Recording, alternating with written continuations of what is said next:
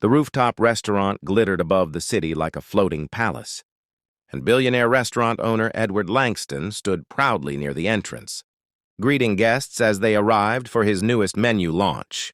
Cameras flashed, influencers posed with their plates, and the staff moved with perfect elegance until a sudden, desperate scream shattered the calm.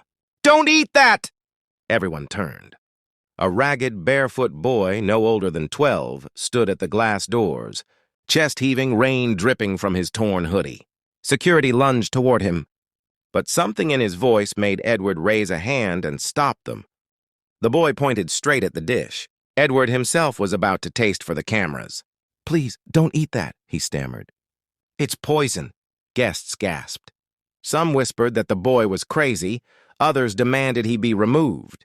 But Edward, sensing something strangely sincere in the child's eyes, crouched beside him and asked softly, "How do you know that?" The boy's lips trembled. "Because I saw them, 2 men, in the alley behind your kitchen. They were mixing something into a jar and said your food would be the last meal you'd ever eat." The room fell into horrified silence. Guests backed away from their plates. Edward signaled his head chef, who rushed the dish to the back for testing. Minutes crawled by like hours until the chef returned, face chalk white. "Sir, the boy is telling the truth. The samples tested positive for a lethal toxin." A wave of panic ripped through the restaurant. But Edward wasn't thinking of himself. He grabbed the boy's shoulders gently. "How did you know to warn me? Why risk coming up here?" The boy swallowed hard. "Because my mom used to work for you?" "In the kitchen. She always said you treated her kindly. She died last year, and since then I've been living on the streets. Tonight I was looking for leftover food in the back when I overheard those men. I just didn't want anyone to die." Edward felt the ground shift beneath him. He recognized the boy now, Milo, the son of his former sous chef. A woman he had admired deeply. Emotion tightened his throat. "You saved my life," he whispered.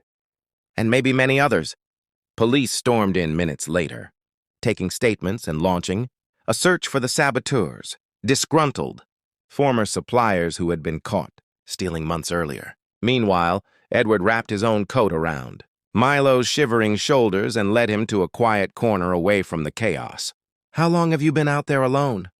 he asked gently. Milo shrugged. "Since Mom passed." "I didn't want to bother anyone." Edward's heart clenched. "You're not bothering me. If anything, I owe you more than I can ever repay." And he meant every word.